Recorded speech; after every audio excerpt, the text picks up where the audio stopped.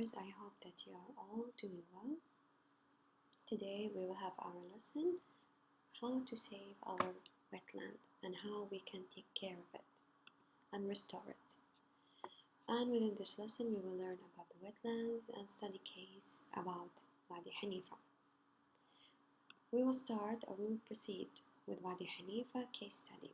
How can we study this case and how it was and how did we restore it and make it one, or the government made it one of the most beautiful landscapes in the kingdom.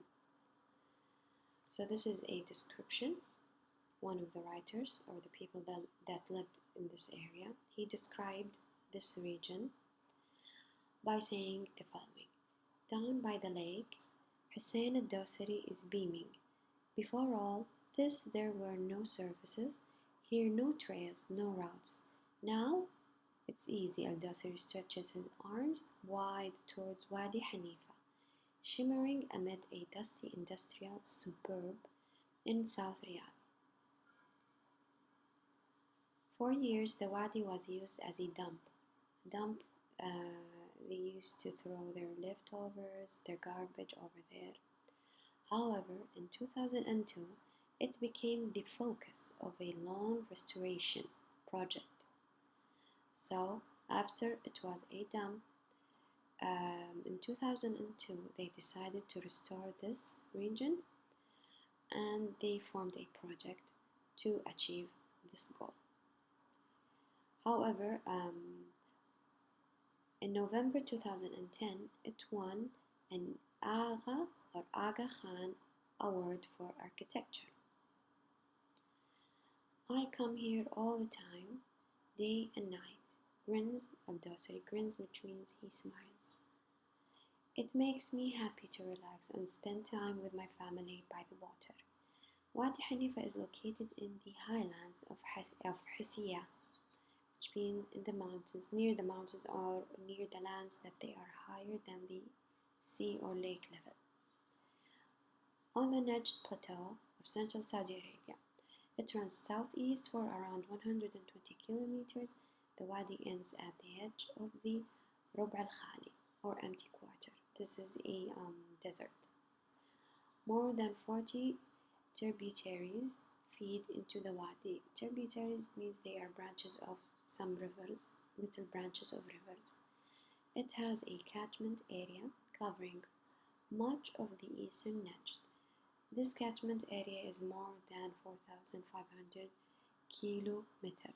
Catchment areas, they are where something such as seawater collects. It collects the seawater or contains some seawater across what historically known as Al-Yamama. So this is the description of Wadi Hanifa, or how was it in the past and how did it become one of the kingdom's most beautiful landscapes. And as you can see from this side, we have the vocabulary from this page. Suburb, a particular area within urban area, which means people live in. Restoration, a process of fixing a place or making an area healthy and inhabited. Highlands, areas of land that are above the sea level. Tributaries, smaller rivers that flow into a larger body of water. Catchment, area where something such as seawater collects. The history of the wadi, how it was in the past and how it originally was. The valley climate is mostly dry most of the year, but it's still fertile because of the aquifers close to the surface. We can find some aquifers close to the surface, which means some water. Centuries before Islam, the tribe known as Banu Hanifa was farming and trading in this valley. They founded the city of Hajr, which became Al-Yamama's capital in the 14th century. Ibn Battuta described it as a beautiful, fertile city with abundant water, huge quantities of water.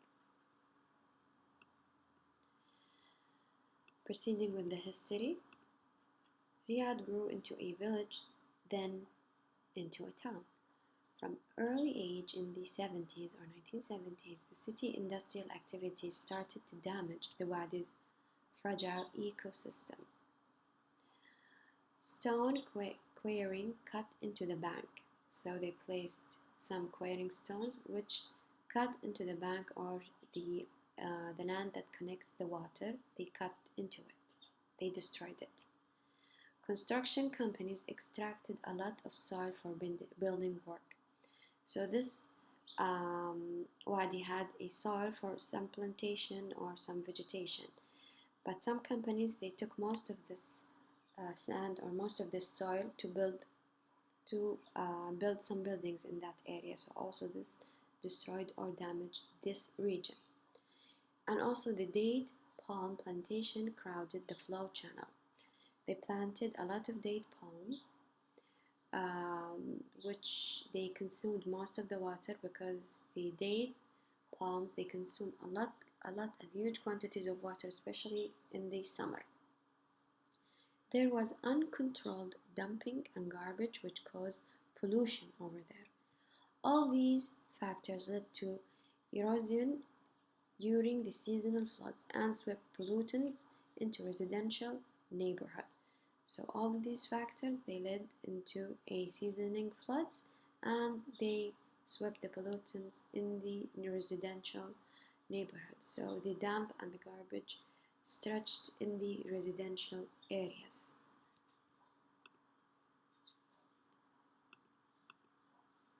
History of the Wadi proceeding. In the 80s, Riyadh aquifers could no longer supply enough water for its pollution. So aquifers, it means pipes of water or underground water. This water in the 80s could no longer support or supply its population, the people and the plants over there.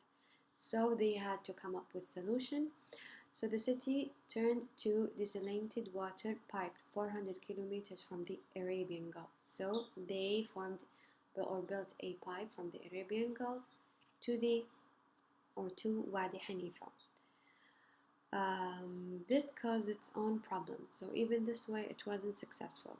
It caused some problems, including increased surface runoff and rising groundwater contained or contaminated with sewage, which was channeled into Wadi Hanifa. So this caused a sewage water to be pumped into the wadi.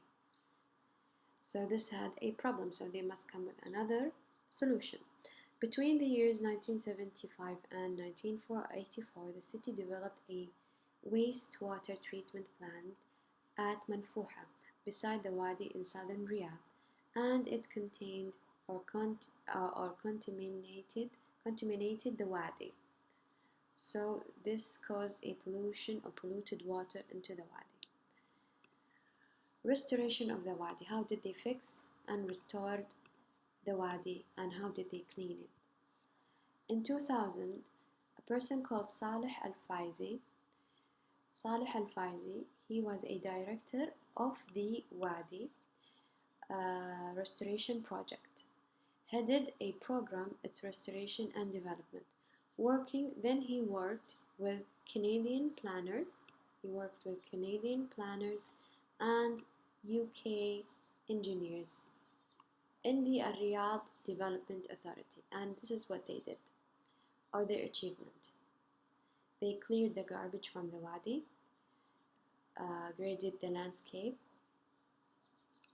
and introduced flood control. They controlled the water over there, how the plants should be planted or should be watered, how the landscape should be watered, and they didn't make it a lot in one area and a little in some area. They control it, and they replanted native flora. Flora, it's a plant that we can find within this area. They replanted it and devised a world-leading natural sustainable technique to treat the capital's wastewater.